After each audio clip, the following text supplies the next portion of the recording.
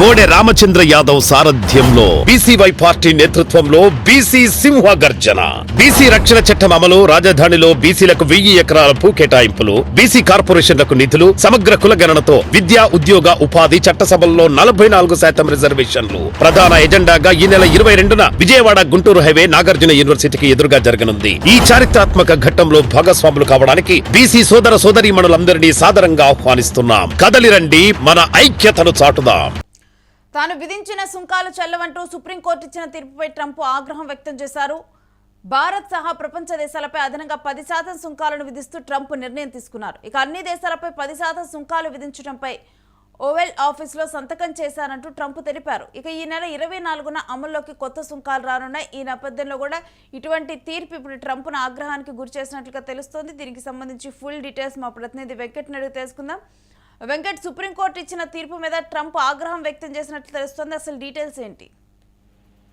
రేణు దాదాపుగా ఏడాది కాలంగా అంటే అన్ని దేశాలను అంటే భారత్ కానీ లేదా చైనా కానీ అలాగే మిగిలిన దేశాలకు సంబంధించి యూరోప్ దేశాలకు సంబంధించి కూడా ఈ సుంకాలకు సంబంధించి ట్రంప్ పదే బెదిరించే ప్రయత్నం చేస్తున్నారు. అంటే తమ దేశంలో గనక మీ ఉత్పత్తులు అమ్మాలి అంటే గనక ఖచ్చితంగా మా సుంకాలు ఎదుర్కోవాలి, లేదంటే మేము చెప్పింది చేయాలంటూ కూడా ఆయన బెదిరించే ప్రయత్నం చేయడం మనం చూస్తూనే ఉన్నాం. ముఖ్యంగా భారత్ విషయంలో ఉక్రెయిన్ రష్యా యుద్ధాన్ని సాకుగా చూపించి ఆయన ఏదైతే సుంకాలు విధించారో దాదాపు 50% సుంకాలు విధించడం, ఆ తర్వాత మళ్ళీ దాన్ని భారత్ దారిలోకి రావడంతో వాటిని తగ్గించడం, ఇవన్నీ కూడా జరుగుతూ వచ్చాయి. అంటే అన్ని దేశాలను బెదిరించేందుకు సుంకాల విధానాన్ని ట్రంప్ వాడుకునే ప్రయత్నం చేశారనే మాట అయితే వాస్తవం. అయితే దీనికి సంబంధించి తాజాగా అక్కడ సుప్రీంకోర్టు ఇచ్చినటువంటి తీర్పు ప్రకారం, అంటే నిన్న ఫిబ్రవరి 20 ఇచ్చినటువంటి తీర్పు ప్రకారం, అంటే 6-3 మెజార్టీతో, అంటే 6 న్యాయవాదులు ట్రంప్ కు వ్యతిరేకంగా 3 న్యాయవాదులు ట్రంప్ కు అనుకూలంగా తీర్పిచ్చారు. ట్రంప్ 1977 అత్యవసర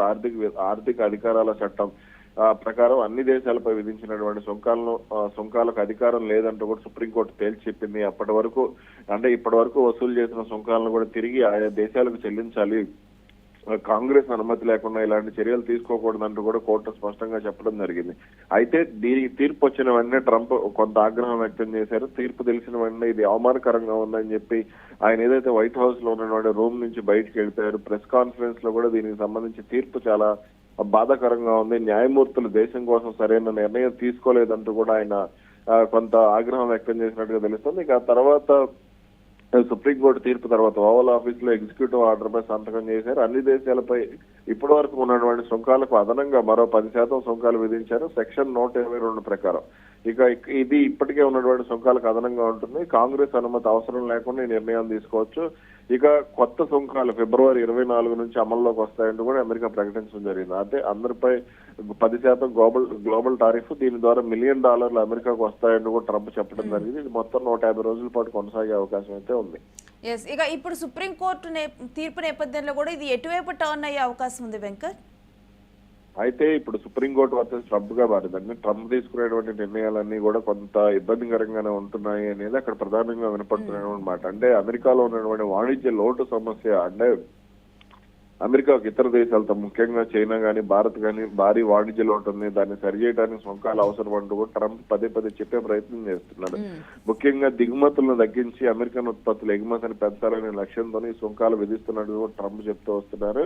అయితే ఇతర దేశాలు అమెరికా ప్రొడక్ట్స్ పై ఎక్కువ సుంకాలు విధిస్తుండే అమెరికా కూడా అదే విధంగా వర్తింపజేయాలని ట్రంప్ వాదన. కానీ దీనికి సంబంధించి అంటే ఇతర దేశాలు కూడా కొంత అభ్యంతరం వ్యక్తం చేస్తున్నటువంటి పరిస్థితి. భారత్ అంటే రష్యా నుంచి చమురు కొనుగోలు చేసే విషయంలో సుంకాలకు భయపడే భారత్ లొంగింది. అలాగే మిగిలిన దేశాలు కూడా అంటే దక్షిణ కొరియా కానీ ఇలా మరి కొన్ని దేశాలు, యూరోప్ లోని కొన్ని దేశాలను కూడా ఇదే విధంగా దారిలోకి తెచ్చుకోవాలని ట్రంప్ ప్లాన్. కానీ ఇక్కడ దీని వలన అమెరికా విషయంలో ఇప్పుడు సాధారణంగా ఇప్పుడు మన దేశం నుంచి వెళ్లేటువంటి వస్త్ర ఎగుమతులు కానీ లేదంటే ఇప్పుడు సీ ఫుడ్స్ కి సంబంధించి కానీ ఇవన్నీ కూడా ఎక్కువగా అమెరికాకు వెళ్తూ ఉంటాయి. వాటికి ముఖ్యంగా మన ఆంధ్ర తెలంగాణ నుంచి, ముఖ్యంగా ఆంధ్రప్రదేశ్ నుంచి వెళ్లేటువంటి రొయ్యలు కానీ వీటన్నిటికి సంబంధించి కొంత ఎక్కువ డిమాండ్ ఉంటూ ఉంటుంది. కాబట్టి అక్కడ ఆ క్వాలిటీ ఫుడ్స్ కి సంబంధించి కూడా మన దేశం నుంచి వెళ్లే వాటికి ప్రాధాన్యత ఎక్కువ ఇస్తుంటారు. కానీ ఇప్పుడు అక్కడ ట్రంప్ తీసుకున్న నిర్ణయంతో మన మార్కెట్ కూడా అంటే మన ఉత్పత్తిదారులు కూడా ఇప్పుడు యూరోప్ దేశాలను ఎన్నుకోవడం, ఇటీవల యూరోప్ దేశాలతో యూరోపియన్ యూనియన్ తో భారత్ ఒప్పందం చేసుకోవడం, ఇవన్నీ కూడా జరిగినటువంటి పరిస్థితి ఉంది. కాబట్టి ఇప్పుడు ట్రంప్ తీసుకున్నటువంటి నిర్ణయాల కారణంగా అమెరికా వాణిజ్య పరంగా కూడా నష్టపోతుంది. ఇక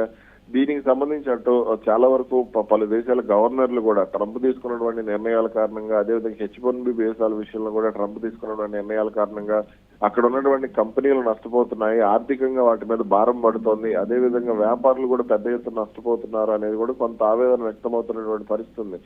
కాబట్టే ఈ విషయంలో కొంత సందిగ్ధత అనేది కొనసాగింది. ఇక తాజాగా సుప్రీంకోర్టు ఇచ్చినటువంటి తీర్పు ప్రకారం కీలక పరిణామాలు అయితే చోటు చేసుకుని ఉన్నాయి. ఇక ఈ మధ్య అయినటువంటి అమెరికా ఇండియా డీల్ మీద దీని ఎఫెక్ట్ ఎంత ఉంటుంది? అయితే ఈ సుంకాలకు సంబంధించి ఇప్పుడు భారత్ మీద 25% సుంకాలు ఉన్నాయి. ఇప్పుడు మళ్ళీ వాటిని 35 అంటే ఇంకో 10% పెంచారు కాబట్టి అది 35% అయ్యే అవకాశం ఉంటుంది. అయితే మరి దీనికి సంబంధించి సుప్రీంకోర్టు ఏమన్నా విచారణ జరుపుతుందా ఏంటా అనే దానికి సంబంధించి అయితే ప్రస్తుతానికి క్లారిటీ లేదు. కానీ ఈ సుంకాలకు సంబంధించి అయితే అటు అంతర్జాతీయ కోర్టులో కూడా కొంత సవాల్ చేయడానికి చైనా సహా మరికొన్ని దేశాలు సిద్ధమయ్యాయి. అంటే ఇప్పటికే ఇది భారం అయిపోయింది, అంటే తమ దేశ ఉత్పత్తులకు సంబంధించి అంటే మేము సుంకాలు విధించకపోయినా సరే పదే పదే మా మీద ఏదో కావాలని ఈ విధంగా ట్రంప్ సర్కార్ వ్యవహరిస్తోందంటూ కూడా కొన్ని దేశాలు ఆరోపిస్తున్నటువంటి పరిస్థితి ఉంది. అయితే ఈ విషయంలో భారత్ కానీ దక్షిణ కొరియా వంటి దేశాలు కానీ వీళ్ళు ఏవి చర్యలు తీసుకోవాలనేటువంటి పరిస్థితి ఉంది. మరి ఇంకా ట్రంప్ కు సంబంధించి అలాగే అటు అమెరికన్ కాంగ్రెస్ లో కూడా ఓ బిల్ పాస్ చేసే అవకాశం ఉండొచ్చు అనేది కూడా ప్రచారం జరుగుతుంది. Right, stay with us Venkat, మీ దగ్గర నుంచి మరిన్ని డీటెయిల్స్ తీసుకుంటాం. ఇక సుప్రీంకోర్టు ఇచ్చినటువంటి తీర్పు మీద ట్రంప్ ఆగ్రహం వ్యక్తం చేస్తూ ప్రపంచ దేశాలపైన అదనంగా 10% సుంకాలను విధిస్తూ ట్రంప్ తీసుకున్న నిర్ణయాన్ని తాను సమర్థించుకున్నారు. అన్ని దేశాలపై 10% సుంకాలు విధించడంపై ఓవెల్ ఆఫీసులో సంతకం చేశానంటూ ట్రంప్ పేర్కొనడం. ఈ నెల 24 నుంచి అమల్లోకి కొత్త సుంకాలు రానున్నాయి. దీనికి సంబంధించి ట్రంప్ ఏం మాట్లాడారనేది ఒకసారి చూద్దాం. Authorities, so we can use other of the statutes, other of the tariff authorities, which have also been confirmed and are fully allowed. Therefore, effective immediately, all national security tariffs under Section 232 and existing Section 301 tariffs, they're existing, they're there, remain in place, fully in place, and in full force and effect. Today, I will sign an order to impose a 10% global tariff under Section 122 over and above our normal tariffs already being charged. And we're also initiating several Section 301 and other investigations to protect our country from unfair trading practices of other countries and companies. Thank you for your attention to this matter, and I say quite simply, which I've said for a long time, make America great again. And interestingly, we've already made it great, so I don't have to use that, but I don't think we'll ever give up on MAGA. MAGA is always going to be with us.